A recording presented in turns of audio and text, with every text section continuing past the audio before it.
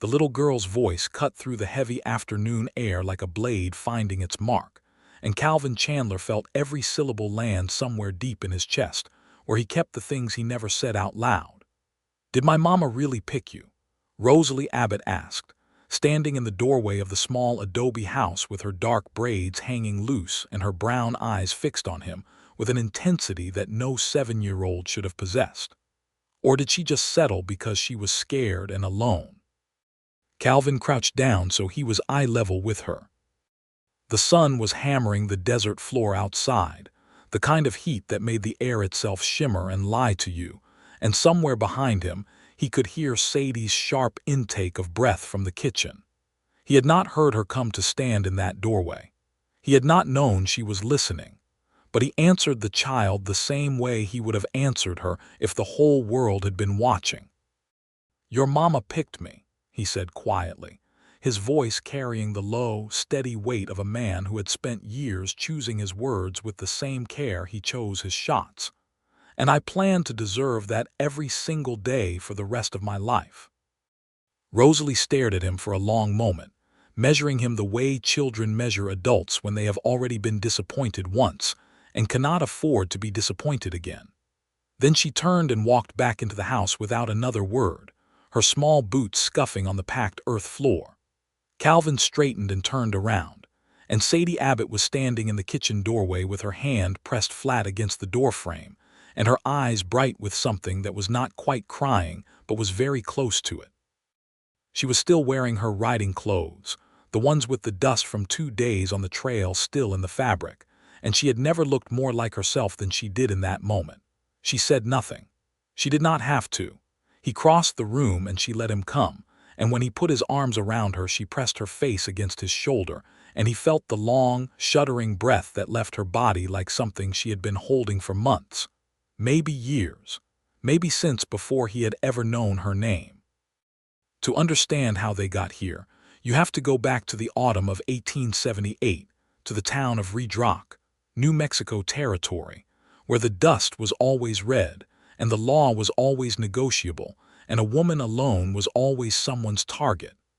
Sadie Abbott had arrived in Redrock in September of that year with a 7-year-old daughter, a 2-horse wagon, and $34 hidden in the lining of her coat.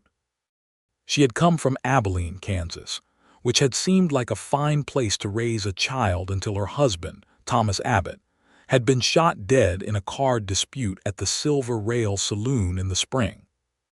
Thomas had not been a bad man exactly, but he had been a reckless one, and recklessness in 1878 in Kansas had a way of getting men killed before their children had grown old enough to know them properly. Sadie had buried Thomas on a Tuesday, settled what debts she could on a Wednesday, and by the following Monday she had packed everything she owned into that wagon and started south and west, because she had a cousin in the New Mexico Territory who had written her 2 years prior saying the land was cheap and the climate agreeable. She did not know if the cousin was still there. She did not know if the land was still cheap. She knew only that Abilene had become a place full of the dark shape of Thomas's absence, and she could not breathe there any more. Rosalie had sat beside her on the wagon bench for the whole journey and not complained once, which told Sadie everything she needed to know about how much the child had also needed to leave.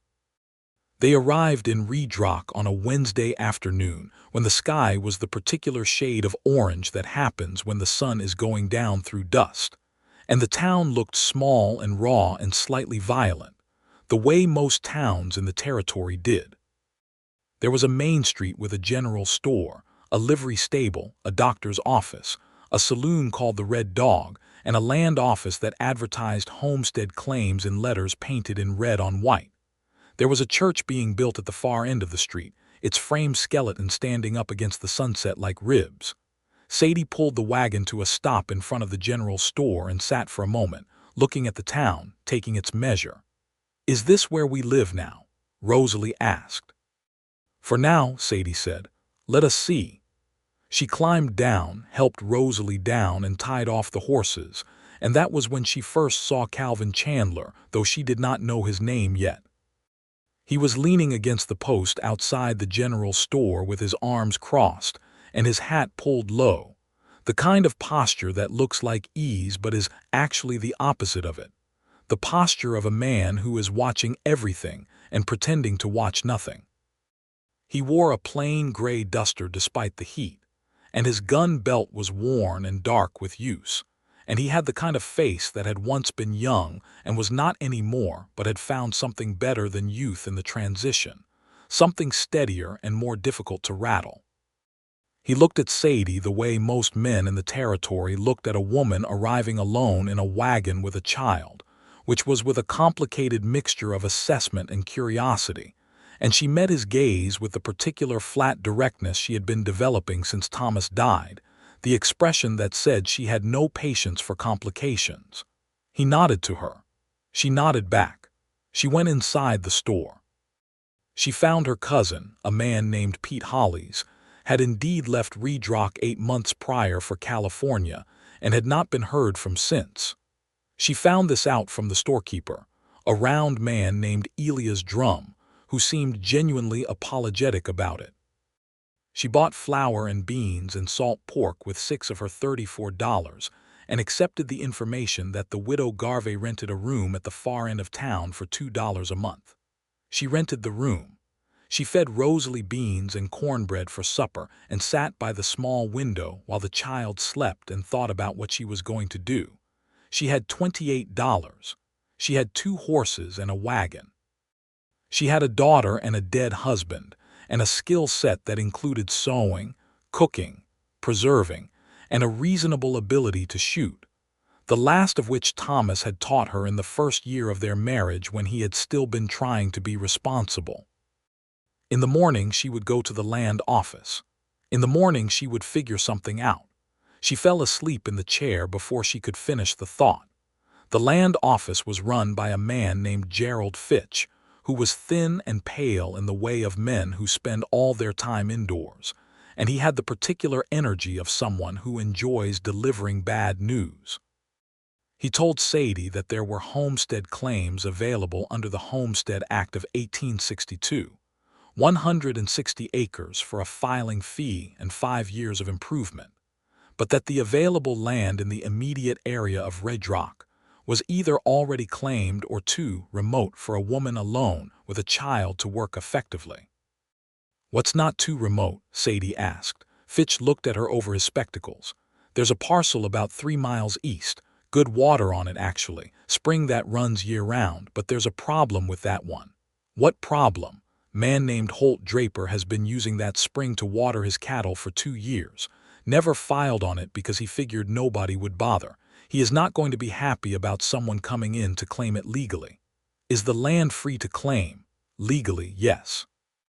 "Then I will file on it," Sadie said. Fitch stared at her. "Mrs. Abbott, Holt Draper is not a man who takes disagreement well. He has 7 men on his payroll and a temperament that leans toward the direct solution." "File the claim, Mr. Fitch," Sadie said. He filed it. She walked out of the land office into the red morning sunlight and stood for a moment on the boardwalk, thinking about the shape of what she had just done, and that was when Calvin Chandler appeared beside her, not in a threatening way. He had simply been on the boardwalk and was now also standing on the boardwalk, and he looked at her with an expression she could not quite read. "You just filed on the Larkspur Spring parcel," he said. It was not a question. She looked at him. He was the same man from the evening before, same gray duster, same worn gun belt. "You were listening." "The walls in this town are thin," he said, which was not quite an admission and not quite a denial. "You know about Holt Draper." "I know he has been using land that is not his," she said. "I know the law is on my side." "The law is often on the side of whoever it is," Calvin said carefully. "That does not always mean much out here." "Are you warning me off?" she asked. She kept her voice level. She had learned that level was better than cold, because cold invited challenge and level just stated fact. "No," he said. He seemed to be deciding something, and then he decided it. "I am warning you about the gap between what is legal and what is safe. They are not always the same thing in the territory." "I know that," she said. "I know it better than most." He looked at her for a moment and then nodded, a single slow nod that seemed to be acknowledgement rather than agreement. "Calvin Chandler," he said. "Sadie Abbott," she said. He tipped his hat and walked on down the street. She watched him go and then went to find her daughter. She heard about Calvin Chandler in pieces over the next 3 days, the way you hear about any person in a small town, in fragments and asides, and the particular way people's voices changed when they said his name. He was from Texas originally, or possibly Arkansas, accounts varied. He had worked for the railroad in the early 1870s as a security man. He had worked for a cattle baron in Colorado for a while after that, then had come south into the territory, and had been in Red Rock for about 8 months. He had a reputation as a man who was very good with a gun and very reluctant to use it, which in the territory was either admirable or suspicious depending on who you asked. He was 31 years old. He was not married. He did not drink to excess. He ate his meals at the widow Garvey's boarding house table, which meant he was Sadie's neighbor, more or less, and she saw him at breakfast every morning and supper every evening, and within a week she had developed a working understanding of the kind of man he was. He was quiet. He was careful. He was thoughtful in a way that the territory did not usually produce, or at least did not usually allow to survive. He was kind to Rosalie in the straightforward, undemonstrative way of a man who had not been around children much, but understood on some fundamental level that they deserved to be treated with seriousness and respect. He did not talk down to her. He did not ignore her. He answered her questions honestly and without condescension, and Rosalie, who had inherited her mother's talent for measuring people, watched him with the cautious attention of a child deciding whether to trust. Sadie noticed all of this because noticing things had kept her alive and solvent since Thomas died, and she was not about to stop now. She also noticed that he watched her. Not in the way men watched women when they thought they were being subtle and were not, that particular sideways kind of attention that felt like pressure. He watched her the way a person watches something they are trying to understand, steadily, and with what she gradually came to recognize as respect. 3 days after she filed her claim, Holt Draper rode into town. She saw him from the window of the widow Garvey's sitting room, where she was mending a shirt and Rosalie was asleep upstairs. He came in with 4 of his men, all of them riding big horses and wearing the kind of expressions that advertise intent. Draper himself was a heavy man in his mid-40s with a red face and the permanent squint of a man who has spent too much time in the sun and developed a grudge about it. He went to the land office first.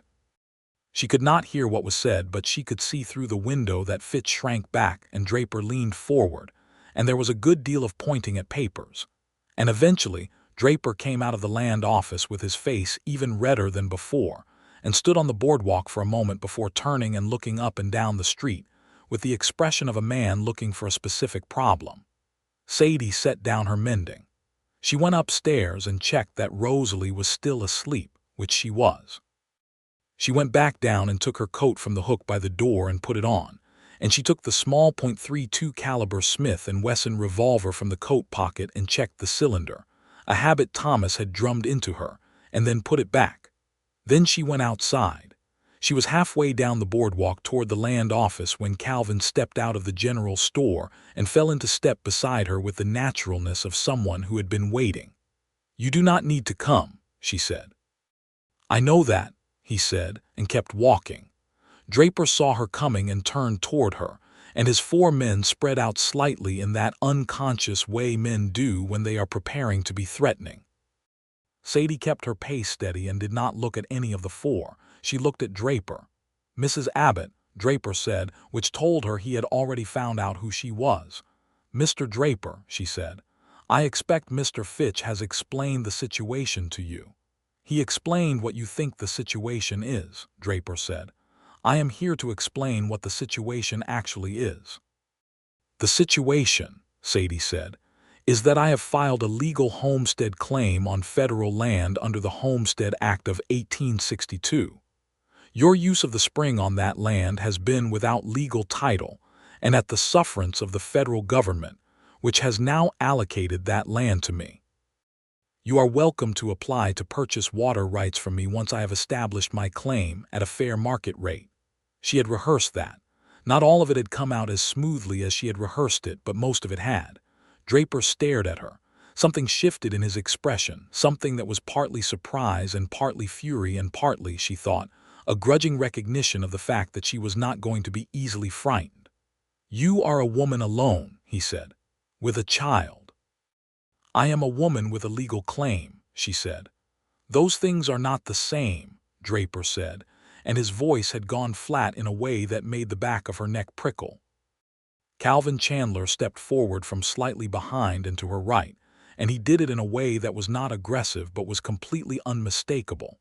He put himself into Draper's line of sight, and he stood easy and still with his hands at his sides, and he looked at Draper with an expression of perfect calm.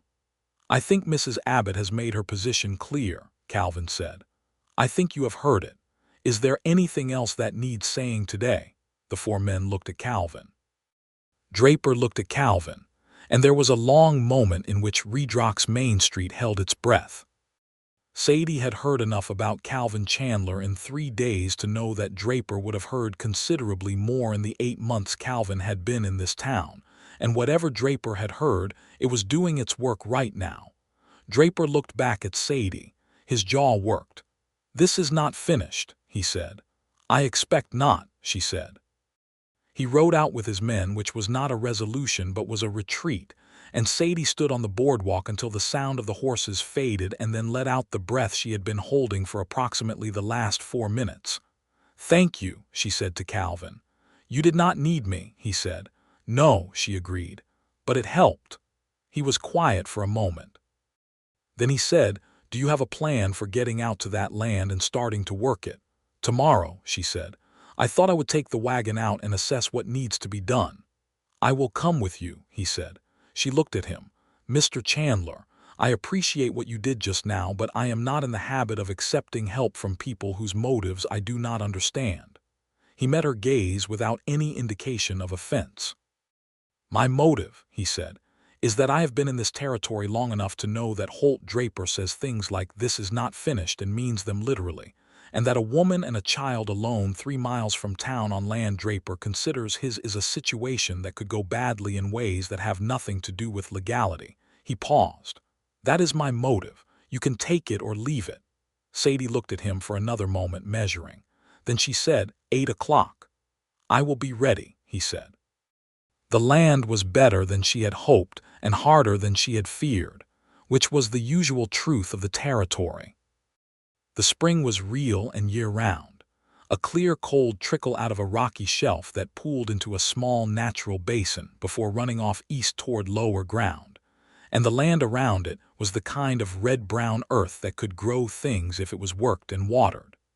There were already some native grasses that her 2 horses took a personal interest in, and a stand of cottonwood trees along the spring's edge that gave shade in the afternoon.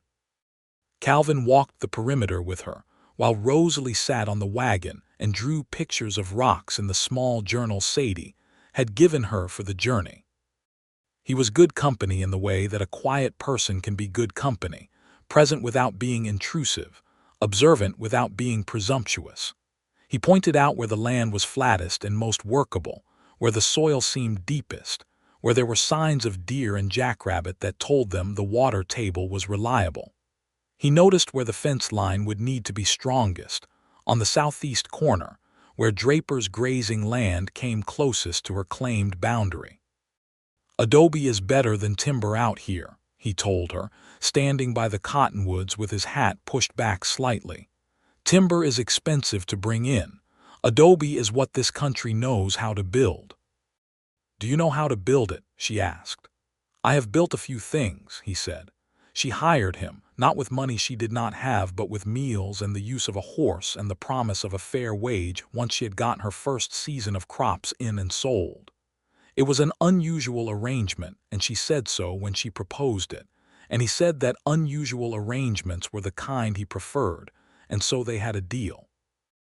Over the next 6 weeks, Calvin Chandler became a fixed feature of Sadie Abbott's days. which was something she had not planned and was not entirely sure she was comfortable with, and which she found she was nevertheless grateful for in ways that kept surprising her. He came out to the land every day. He dug the foundation for the adobe house by hand and hauled and mixed the clay and straw himself, recruiting a Navajo man named James from the edge of town, who knew adobe better than anyone, and who Calvin paid out of his own pocket without mentioning it. He was there when the frame went up and there when the walls rose, and there when the roof went on, working steadily in the red heat with his hat on, and his sleeves rolled up, and Sadie worked alongside him, because she was not the kind of woman who supervised from a distance when there was work to be done.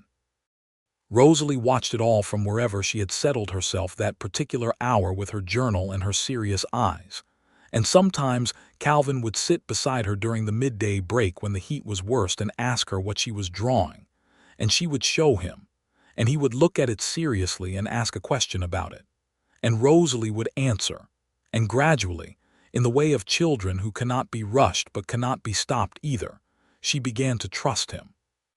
Sadie noticed this and felt something loosen in her chest that she had not known was tight. Draper made his next move in November, when Sadie had been in Redrock for 6 weeks and the adobe house was nearly finished, and she had planted a small winter garden and was beginning to feel, cautiously, like this might work. He sent 2 men to cut her fence line on a Thursday night. She found it in the morning, 3 panels down and the post pulled out, and the signs in the soft earth that a dozen head of cattle had spent the night on her land and at her spring. She fixed the fence herself with Calvin helping, and she documented the damage in writing with a witness, which was the widow Garvey, who drove out from town for the purpose with the practical solidarity of a woman who understood exactly what was happening. You could file a complaint, Calvin said, when the fence was back up and they were standing at the spring watching Rosalie collect interesting rocks along the edge of the pool. With whom? Sadie asked. The county sheriff was a man named Boone who had the particular quality of looking very busy while doing very little, and she had already developed a clear opinion of him. Territorial Marshal's office, Calvin said. It is slower, but it has more teeth. Will it stop him? It will slow him down, Calvin said, and slowing him down is worth something. She filed the complaint. She also wrote a letter to the Albuquerque newspaper describing the situation in specific legalistic terms, because she had discovered in Abilene that there was a particular kind of man who did not fear a gun or a law but feared being made to look bad in print, and she had a strong suspicion Holt Draper was that kind of man. In December, Draper's men came in the daytime. Sadie was in the house with Rosalie when she heard them coming, 3 riders moving fast up the track from the road, and she had enough time to put Rosalie behind the interior wall and take the shotgun from the rack above the door and step outside before they reached the yard. There were 3 of them. She did not recognize 2, but the third was a man she had seen in Draper's company before, a tall, narrow man named Birch who seemed to serve as Draper's principal messenger. Mrs. Abbott, Birch said, pulling his horse up in the yard, Mr. Draper wants you to know that his offer to purchase this claim stands at $200. He considers it very generous. Tell Mr. Draper, Sadie said, holding the shotgun with the barrel pointed at the ground but her hands comfortable and ready, that the land is not for sale. He thought you might say that, Birch said. He also wanted me to mention that this is a remote location, and that accidents happen in remote locations, and that a woman alone with a child in a remote location might want to consider whether she is being prudent. The word trap settled into Sadie's mind with cold clarity. She understood exactly what this was. It was not a negotiation. It was a demonstration of vulnerability. She kept her voice entirely steady. You have delivered your message, she said. Now you can go. Birch looked at her for a moment, then looked at the shotgun, then looked behind her at the house as if calculating something. He did not get far in his calculation, because Calvin Chandler came around the corner of the house from the back and stopped 6 feet to Sadie's left with the particular quality of stillness that communicated very clearly that he was not going to be surprised by anything. The calculation in Birch's face changed. He looked at Calvin. Calvin looked back with an expression like weather. "Deliver the message," Calvin said, "and then ride." They rode. That evening, after Rosalie was asleep, Sadie sat at the small table in the house with the oil lamp burning, and Calvin sat across from her, and she said without preamble, "You were here all day." "I was concerned," he said. "You have been here every day for 6 weeks," she said. "Yes," he said. She looked at him across the lamplight. She was not a woman who went around things when going through them was available. "Calvin, what is this?" He was quiet for a moment, and she had learned in 6 weeks that his silences were not evasion. They were the sound of a man choosing his words with the same deliberateness he brought to everything else. "I am not going to make a complicated speech about it," he said finally. "You are in a situation that requires someone to have your back, and I am the someone who is here. That is most of it, not all of it, but most of it." "What is the rest of it?" she asked. He met her eyes across the lamp. "I think you know the rest of it." She did. She had known it for a while, probably since the 2nd week, when he had fixed the leg on Rosalie's cot without being asked, because he had noticed it was unsteady, and had done it so quietly that neither of them had commented on it. But Sadie had lain awake that night thinking about the kind of person who noticed what needed doing and did it without making it into something that required gratitude. Thomas had not been that kind of person. Thomas had been many things, some of them good, but not that. "I am not in a position to think about this right now," she said. "I have $30 left. I have a homestead claim that a powerful man is trying to take from me. I have a daughter who has already lost one parent. My situation does not leave room for complications." "I know that," he said. "I am not trying to discourage you," she said, because honesty demanded it. "I am trying to be accurate about where I am." "I understand the difference," he said. "Good," she said. They sat in a silence that was not uncomfortable, and the lamp burned between them and outside. The desert night was cold and full of stars, and Sadie thought that this was the most honest conversation she had had with anyone in a long time, possibly including Thomas, and she was surprised to find that it felt like relief. Draper escalated in January. The escalation took the form of a hired man named Cole Graves, who rode into Red Rock on the 12th of January, 1879, and took a room at the Red Dog Saloon and spent 3 days asking careful questions about Calvin Chandler. Sadie found out about this from the widow Garvey, who found out from Elias Drum, who heard it from a man who drank at the Red Dog, and the whole chain of information took about 48 hours, which was faster than she had expected.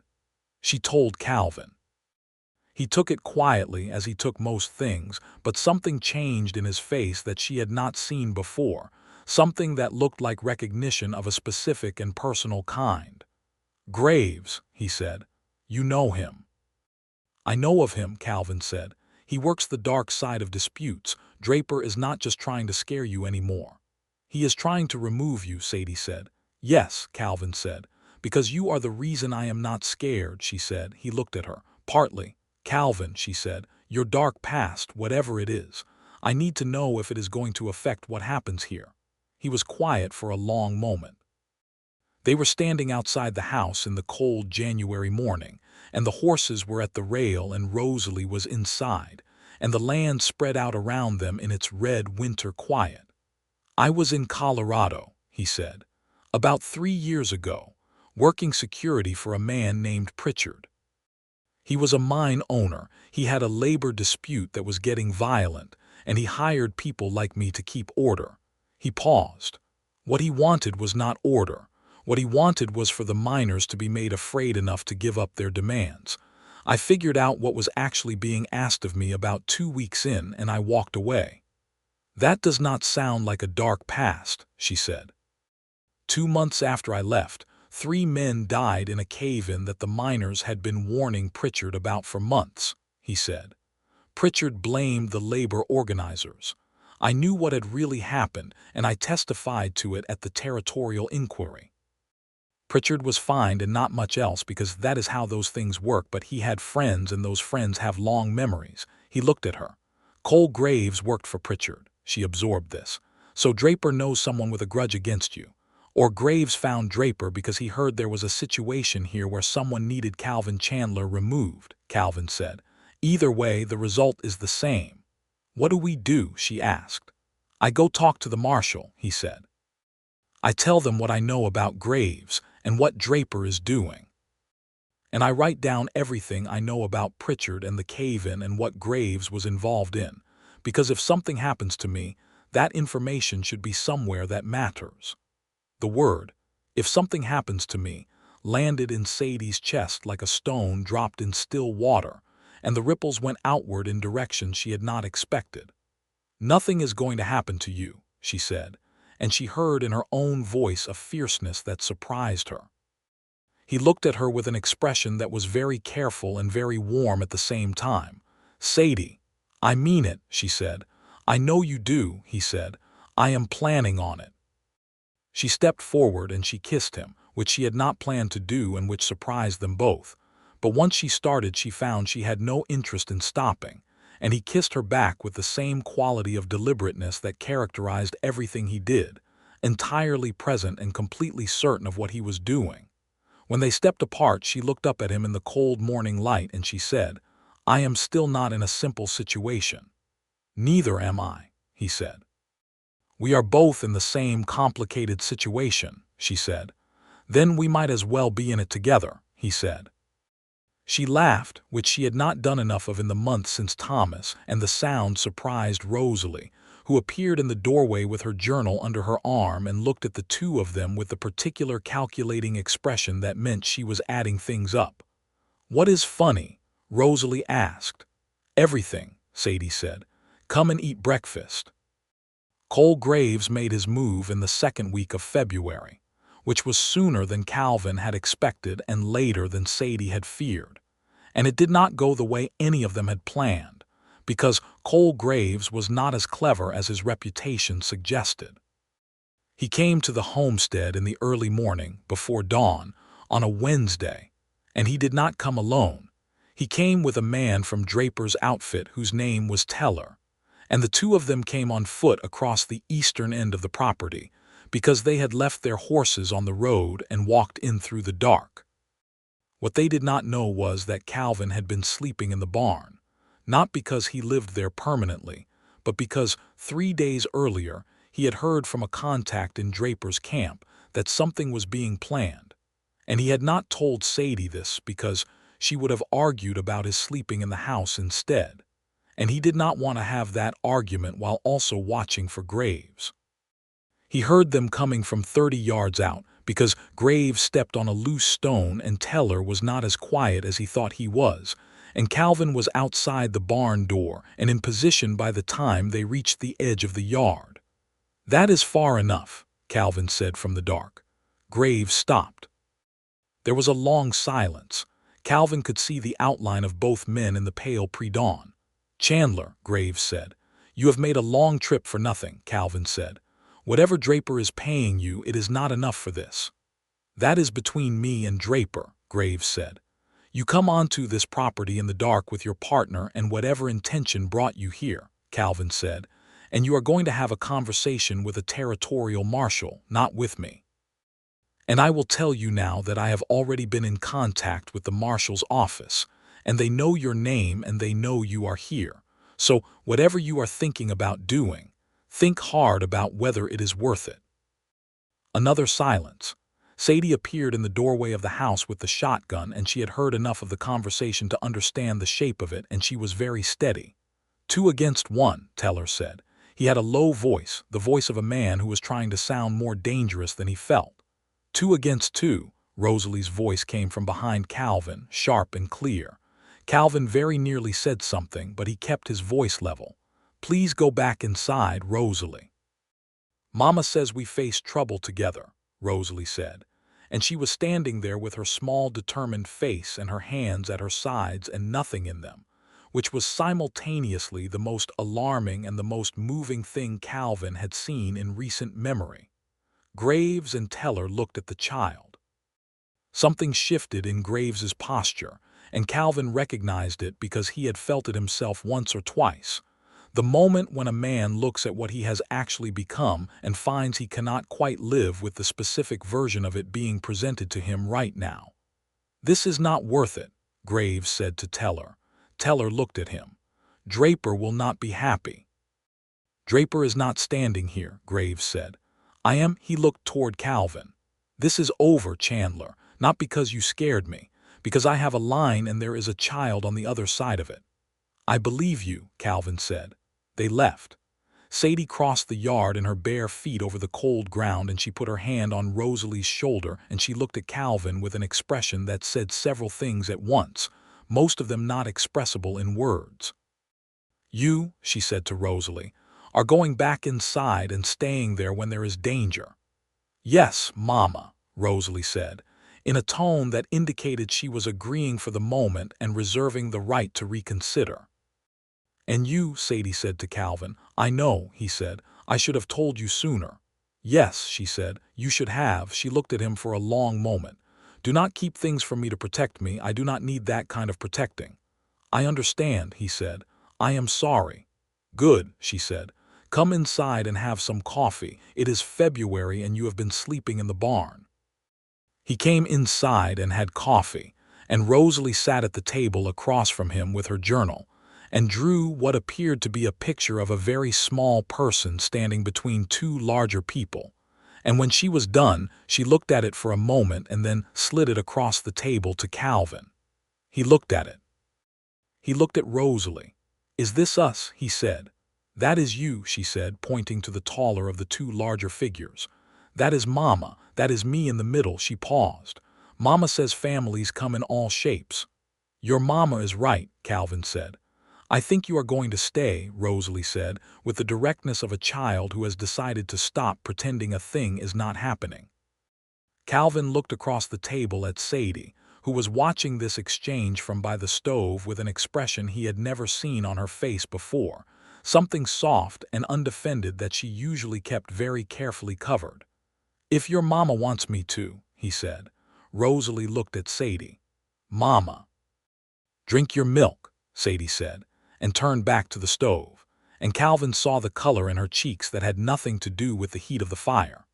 The resolution with Draper came in March, and it came not through violence or confrontation, but through the territorial marshal's office and the Albuquerque newspaper, which between them produced the particular combination of legal and social pressure that made Holt Draper's continued campaign against a widow's legal homestead claim more trouble than it was worth. The newspaper piece ran in the second week of February, written by a woman journalist named Clara Fox, who had been corresponding with Sadie since November, and who wrote the piece with a specificity and righteous anger that made it very effective indeed.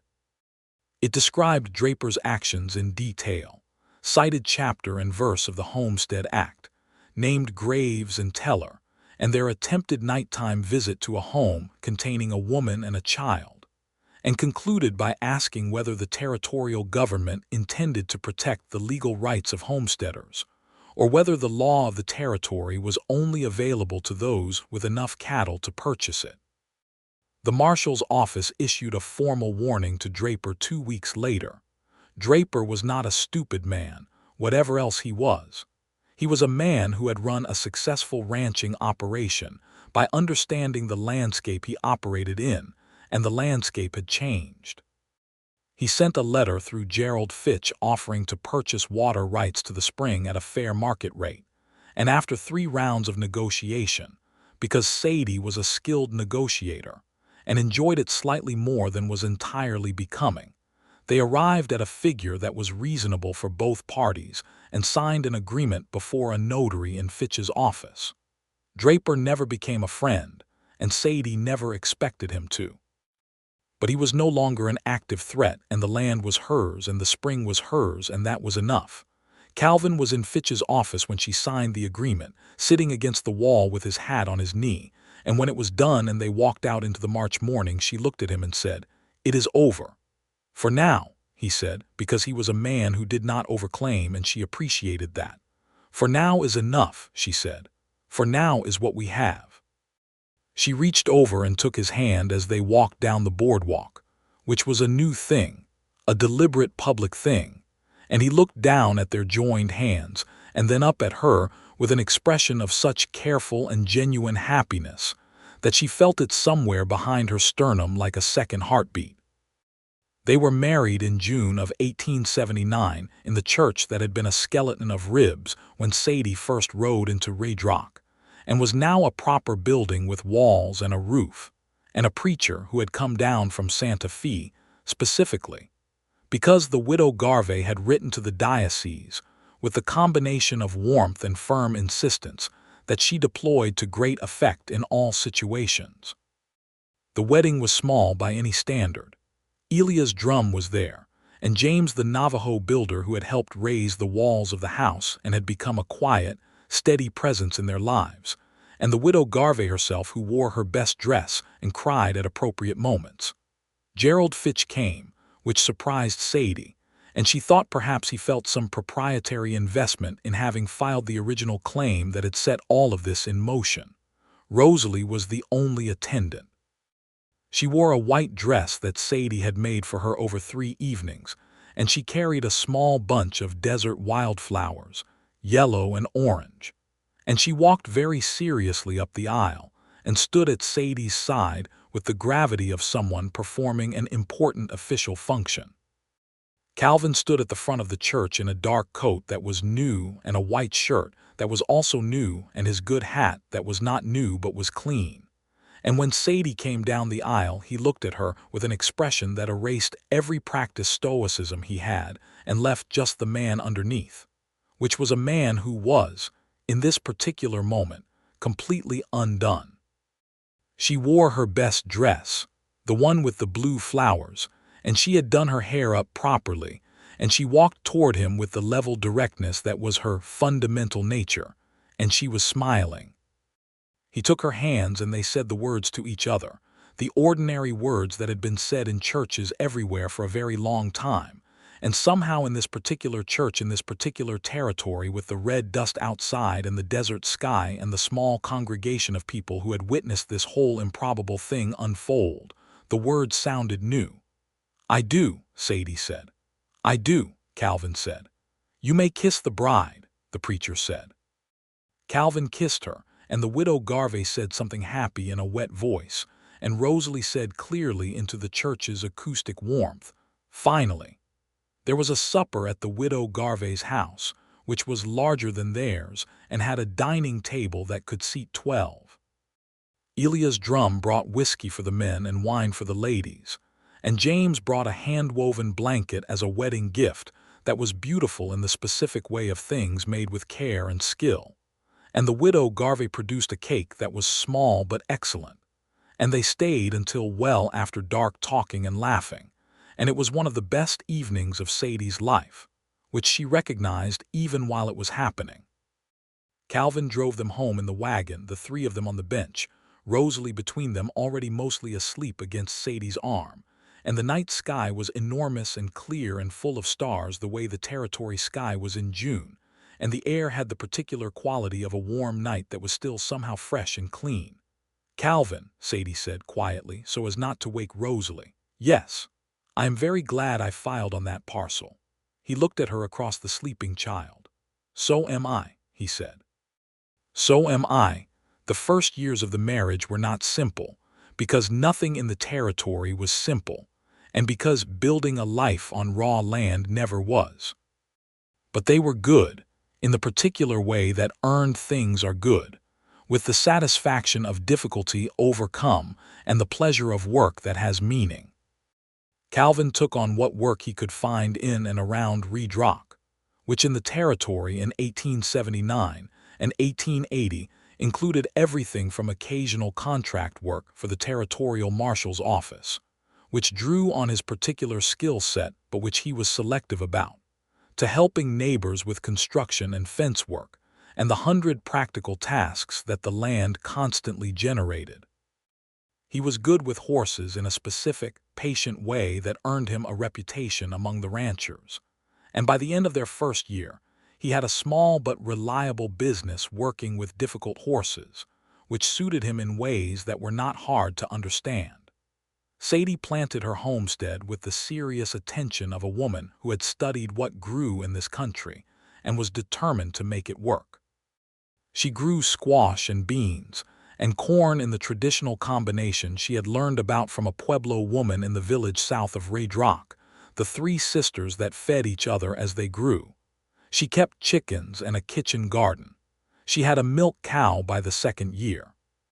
She learned to put up food for the winter with the kind of systematic thoroughness that meant they were never hungry, even when the summer was dry or the frost came early. Rosalie grew. She was 9 in the summer of 1880 and 10 in the summer of 1881, and she grew the way children grow in hard places, with a self-sufficiency and a capability that Sadie sometimes watched with pride and sometimes with a quiet ache, because she remembered what it felt like to have a childhood that was easier than this one, and she wished she could have given Rosalie more of that. But Rosalie seemed not to experience her own life as deficient, which was perhaps the most important thing. She had also, definitively and without drama, adopted Calvin, not in any formal or legal sense, but she used his name, calling herself Rosalie Abbott Chandler when she signed things, which she had started doing at some point in 1880 without any announcement, and she treated him with the combination of affection and cheerful disrespect that is the particular hallmark of a child who feels genuinely safe with an adult. She argued with him about everything from the best way to feed horses to the merits of the novel she was reading, and he argued back with complete seriousness, and Sadie would sit in the evenings listening to the two of them go back and forth across the table and feel a happiness so large it was sometimes almost alarming. In the autumn of 1881, Sadie discovered she was expecting. She told Calvin on a Sunday evening when Rosalie was at the widow Garvey's for supper. She was sitting at the table with her hands folded in front of her, and she said it directly, the way she said most things, and she watched his face. He sat very still for a moment. And then something happened in his face that she had seen before but not often, the moment when Calvin Chandler let himself feel something without editing it first, and what was there was a joy so complete and unguarded that she felt her own eyes fill. "Sadie," he said. "I know," she said. He came around the table and she stood up and he held her with both arms and his face in her hair, and neither of them said anything for a while, because there was nothing to say that was more accurate than the silence. Their son was born in May of 1882. They named him Thomas James Chandler, Thomas for Sadie's first husband because that was right and because Rosalie deserved to have her father remembered, and James for the Navajo man who had helped build the house they all lived in, who was by now something like family. Thomas James Chandler was born at dawn with the widow Garvey attending, and Calvin in the next room in the particular agony of a man who cannot do anything useful and cannot stop listening. And when the child's first cry came through the wall, he sat forward on the bench where he had been for the last 4 hours and put his face in his hands. And when the widow Garvey opened the door a few minutes later and told him he could come in, he went to Sadie first, and she was tired and her hair was loose and she had never looked more beautiful, and the baby was in her arms.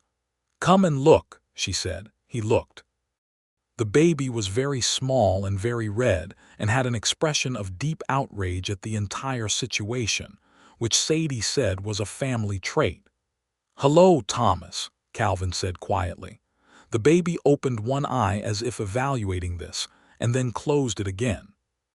Rosalie, who had slept through the whole thing with the ruthless practicality of a child who had been told there was nothing she could do, and had taken that information at face value, appeared in the doorway at about 7 in the morning and looked at the bundle in her mother's arms with an expression that moved through surprise, assessment, and something warmer in about 30 seconds. "He is very small," she said. "He will get bigger," Calvin said. "Can I hold him?" "Wash your hands first," Sadie said. Rosalie washed her hands, and she held her brother with the careful intensity of a girl who was committing herself to something, and Thomas James Chandler looked up at her with the unfocused gaze of the newly born, and Rosalie said very quietly, so quietly that Sadie almost did not hear it, "I will look after you." Calvin heard it. Sadie saw him hear it, saw the careful stillness of his face that meant he was managing an emotion, and she reached out and put her hand over his where it rested on the edge of the bed, and he turned his hand and held hers. The years that followed were the years of their real life, the ones that came after the high drama of the beginning and before the end, the long middle years that are the substance of a life. They were not uneventful. The territory never permitted that. There were dry years and hard winters and moments when the money was thin, and the work was heavy and patience was required in quantities that were difficult. There were disputes with neighbors that required navigation. There were illnesses, frightening ones, a bout of fever that took Thomas James at 18 months and held him for 3 terrifying days before releasing him. That cost Calvin and Sadie a week they never entirely recovered from in terms of sleep or peace of mind. There were the ordinary griefs of ordinary time, but they were good years. That was the truth of it. They were genuinely, substantially, in the texture of everyday good years. Calvin was a man who did what he said he would do, which sounds like a simple thing and is not. He was there. He was steady.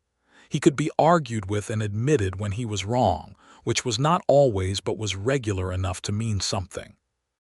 He was a man who had decided who he was going to be and had committed to it with the same thoroughness he brought to everything else, and that commitment did not waver.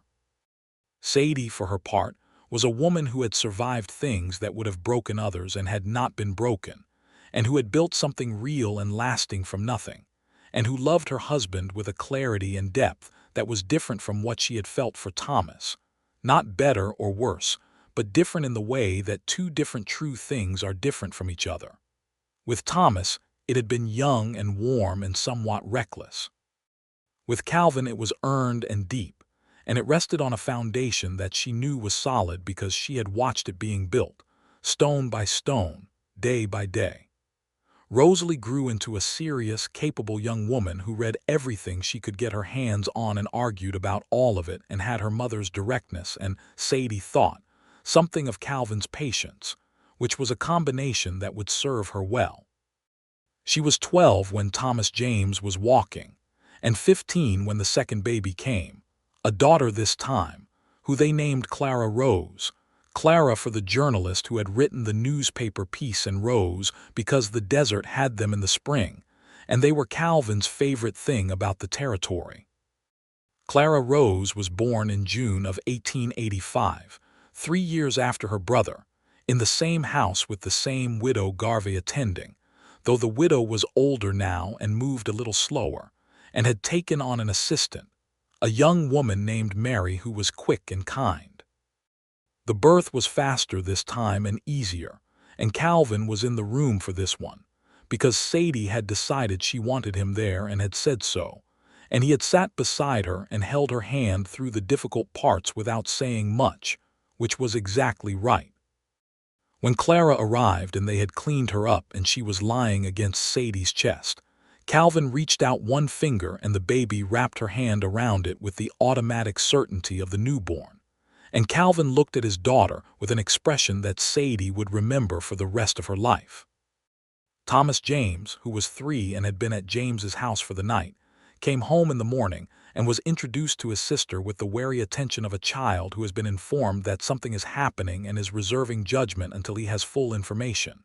He looked at her for a long time. "She is small," he said. "You were small once," Rosalie said from the doorway. She was 15 now, nearly a woman, and she looked at the baby with an expression that was clearly trying to be cooler than it was. "Was I that small?" Thomas asked. "Smaller," Calvin said. Thomas James considered this. "All right," he said, which seemed to be his acceptance. The territorial marshal's office contacted Calvin in the spring of 1886 with an offer. The senior marshal, a man named Aldrich who Calvin had done contract work for over the years, wanted Calvin to take a deputy position that would make the arrangement permanent and official. The work would be mostly in the region, not far-ranging, but it was a formal commitment with a steady income and all that implied. Calvin came home and talked to Sadie about it at the kitchen table while the children were asleep, and this was what their marriage looked like from the inside. Two people who talked about the things that mattered with the full attention of people who trust each other and who understand that the decision belongs to both of them. "Is it what you want?" Sadie asked. "I think so," he said. "The work has meaning, I am good at it." "The badge changes some things," she said. "I know. There are people who would remember you from before who would see the badge and have opinions about it," she said. "Men with grudges do not always retire their grudges just because time passes." "That is true of any position of authority in this territory," he said. "It is truer of some than others," she said. He was quiet for a moment. "What is your concern? Be specific." She appreciated that he asked for specificity. She thought about it. "My concern is that a deputy has obligations that go beyond what a private citizen has. If something happens in this region, you do not get to calculate whether the risk is worth it. You have to go." "Yes," he said. "I accepted that as the wife of a man with certain skills a long time ago," she said. "I am not asking you not to take the position. I am asking you to be very clear with yourself that we both understand what it means." "We both understand what it means," he said. "Good," she said. "Take the position." He took the position. He was a deputy marshal for the regional office of the New Mexico Territory from 1886 until the territory became a state, and he was good at it in the particular way that made people respect him without fearing him, which was a difficult balance in that work, and not everyone achieved it. There were difficult situations. There was a horse theft ring operating out of the eastern part of the county that took 6 months to unravel, and involved more miles of riding than Sadie liked to think about. There was a dispute between two farming families that had escalated toward violence and required mediation that Calvin was somehow uniquely qualified to provide. There were smaller things, constant things, the day-to-day work of trying to make a piece of frontier territory function according to something resembling justice. None of it claimed him. He came back every time. He came back sometimes tired and occasionally bruised, and once with his arm in a sling from a fall off a horse on a rocky grade. But he came back, and he always came back to the house and to Sadie and the children and the particular life they had built. And he was always completely present when he was home, which mattered more than anything else. Sadie's homestead grew. She added acreage in 1884 when the neighboring claim came available. And in 1887, she put up a proper barn with Calvin's help and James's, who was slower now and ached in the winter, but who still knew more about building in this country than anyone else, and who Sadie had come to love with the uncomplicated warmth of genuine family. She had a full kitchen garden, and the three sisters planting, and a small orchard of fruit trees she had put in the ground in 1882, and which were now productive in the grudging way of desert fruit trees, not abundantly but enough. The water from the spring she had fought Holt Draper for in the autumn and winter of 1878, fed everything. Holt Draper died in 1884 of a fever, which resolved the formal agreement they had with his estate in their favor, and the spring was entirely theirs, the heart of the whole place. Rosalie left for Albuquerque in 1888 to study at a school there, which was the result of 4 years of determined letter writing to every educational institution in the territory, until she found one that would take a woman student in a serious curriculum. Sadie drove her to the stage in Red Rock and held her for a long time on the boardwalk before she got in, and Rosalie held back with the same fierceness. And then she got in the stage and was gone, and Sadie stood on the boardwalk until the stage was out of sight. Calvin was standing behind her when she turned around, as he often was in the moments when she needed him there without having said so. "She is going to do remarkable things," he said.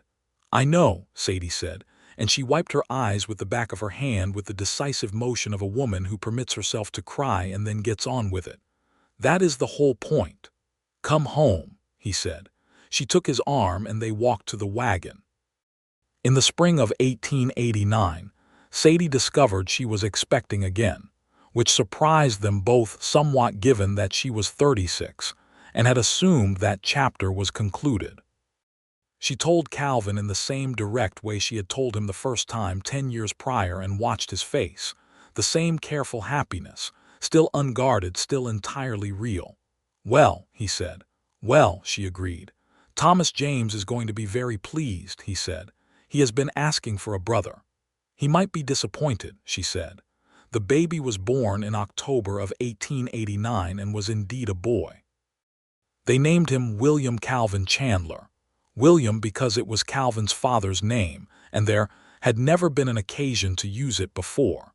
And Calvin for his own name, because she wanted the boy to carry his father's name outright, and Calvin had initially objected to this for reasons she had considered and overruled.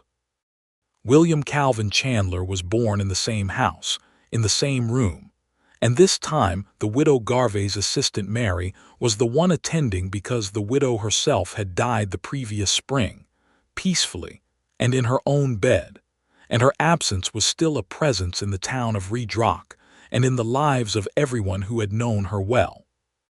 Mary had learned from her and was capable and calm, and the birth went well. Thomas James, who was 7 and deeply interested in the proceedings, had been permitted to wait in the next room rather than being sent away, and when Mary opened the door and told him he had a brother, he let out a whoop that probably reached the barn and possibly the spring. Clara Rose, who was 4 and had been informed carefully about what was happening, looked at the new baby with a serious face for a long time and then said, "I prefer when there are more girls." She seemed to be counting.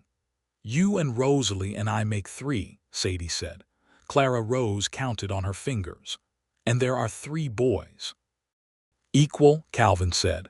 "Equal," Clara agreed, which seemed to satisfy her sense of fairness. It was that winter, December of 1889, when the moment happened that would define itself in the family's memory for years afterward. Rosalie had come home from Albuquerque for the Christmas season, and she was 18 now, and had grown into herself in the way that sometimes happens in a person's late adolescence, the particular settling into one's own bones that makes a young person suddenly visible as the adult they are going to be. She was her mother's daughter in the line of her jaw and her directness, and she had something of Calvin in the steadiness of her hands and the quality of her attention.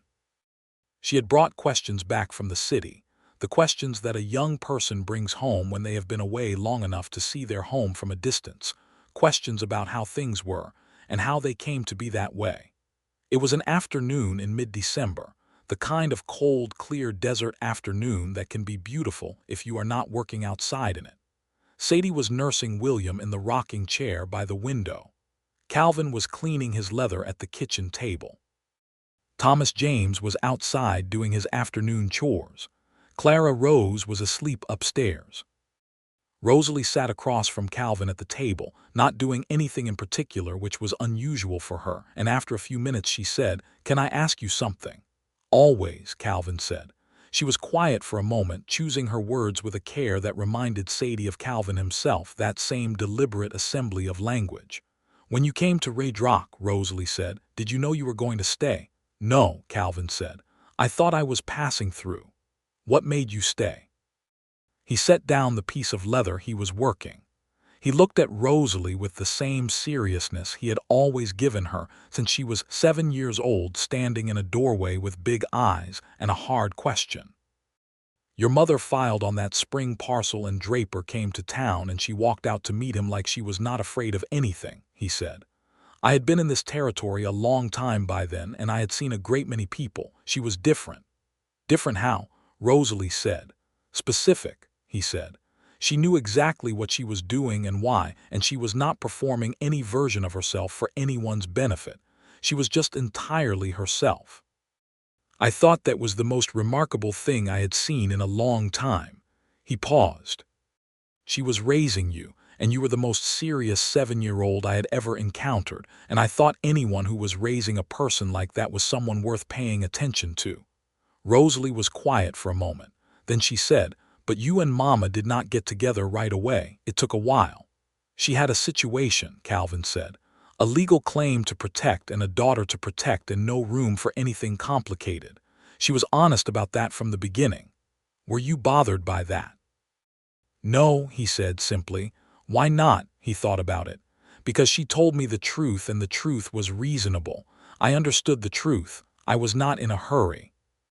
He looked at the piece of leather in his hands for a moment. "Some things are worth waiting for." Rosalie looked at him for a long moment. Sadie watched from the rocking chair, very still, the baby quiet in her arms. "Did she pick you?" Rosalie asked. "Or did it just happen?" Calvin looked at Rosalie with an expression of great certainty and great gentleness. "She picked me," he said. "Sadie does not let things just happen to her. She decided. And when she decided, she told me, and that was probably the most important thing anyone has ever done for me." Rosalie was quiet again. Something was moving in her face, something being processed and settled. "I am glad she did," Rosalie said finally. "So am I," Calvin said. "I want to ask you something else," Rosalie said, "and I need you to tell me the truth." "I will," he said. "Do you ever resent it that she had me before you, that your first child was not actually your first?" The question landed in the room with great weight. Sadie watched Calvin very carefully. He was quiet for a moment, the real silence of a man thinking. Then he said, "No, never, not for a single moment." "Honestly, honestly," he said. "Rosalie, you were a piece of a life she had lived before I knew her. You were part of what made her the person she was when I met her. And you were yourself, entirely your own specific self, from the first day I met you. Resenting you would have been like resenting the land or the spring or the territory itself. You were just part of the world I was walking into, and I was glad to be in it." Rosalie blinked. Once. Twice. "All right," she said, in a voice that was somewhat less steady than usual. "Come here," Sadie said from the rocking chair. And Rosalie crossed the room and sat on the floor beside the chair and leaned her head against Sadie's knee in the way she had not done since she was much smaller. And Sadie put her free hand on her daughter's hair. Calvin watched them and then went back to his leather, giving them the privacy of his inattention, which was one of the things about him that Sadie had loved for over 10 years now. That evening after supper, after the children were in bed, Sadie and Calvin sat on the front step of the adobe house in the December cold with a blanket over them and looked out at the desert, which was blue and silver in the moonlight and very quiet. "She asked good questions," Sadie said. "She always does," Calvin said. "She is going to be fine," Sadie said. "Better than fine," Calvin said. They were quiet for a while. The spring made its small sound in the dark, the soft, continuous sound of water it had always made, the sound that had been the reason for everything. "Calvin," Sadie said. "Yes." "I picked you," she said. He turned to look at her. She looked back at him steadily, the way she had looked at him from the very beginning, with the full directness of a woman who does not waste words. "I know," he said. "I want you to know that I have never questioned it," she said. "Not once, not even in the hard times. I picked you, and I would pick you again every day." He looked at her for a long moment. Then he said, "I plan to deserve that." "You already do," she said. "I plan to keep deserving it," he said. "Every day." She leaned her head against his shoulder, and he put his arm around her, and they sat in the December night on the front step of the house they had built in the land she had fought for, and the stars came out one by one in the enormous territory sky. The years continued as years do, each one carrying its particular freight of events. Rosalie finished her studies in Albuquerque in 1891 and returned to Red Rock, not because she had to, but because she wanted to, and she established herself as one of the region's first women to formally teach school, taking over the Red Rock schoolhouse in the autumn of that year, and teaching with the same determined thoroughness with which she had done everything since she was a serious 7-year-old in a doorway. She married in 1893, a man named David Reyes, who was from a family that had been in the territory for 3 generations, and who worked as a surveyor for the territorial government. and who had the quality of genuinely listening when she talked, which was the criterion Sadie had told her mattered most. He was steady and kind and argued with Rosalie about books and ideas with complete enjoyment, and Sadie liked him immediately, and Calvin liked him after 3 careful conversations, and that was good enough for Rosalie. Thomas James grew into a young man who had Calvin's patience and Sadie's determination, and a deep, practical love for the land that had produced him. He was working the homestead with his parents by the time he was 14, not as a child helping but as a genuine partner, and by 17, he was the one who knew the land best, every acre and every season, and when Calvin said one evening that Thomas James understood the Chandler place better than he did, it was not false modesty but simple accuracy. Clara Rose, who had said she preferred when there were more girls and had never entirely revised this opinion, grew up to be a woman of startling practical intelligence who had inherited Sadie's talent for preserving and expanding a thing, and who added to it a gift for numbers, and accounts that none of the rest of them had in quite the same degree. By the time she was 16, she was keeping the books for the homestead, and doing it better than Sadie had. William Calvin Chandler, the youngest and the one they had not quite expected, grew up as the baby of the family with all that implies, which is to say that he was somewhat indulged and also deeply loved, and he was the one who made them all laugh most often, which is a valuable thing to be. In 1897, the territorial government was reorganizing its administrative districts, and Calvin's position as deputy marshal was restructured into a county-level role with more administrative responsibility and less riding, which was not unwelcome at 49 years old.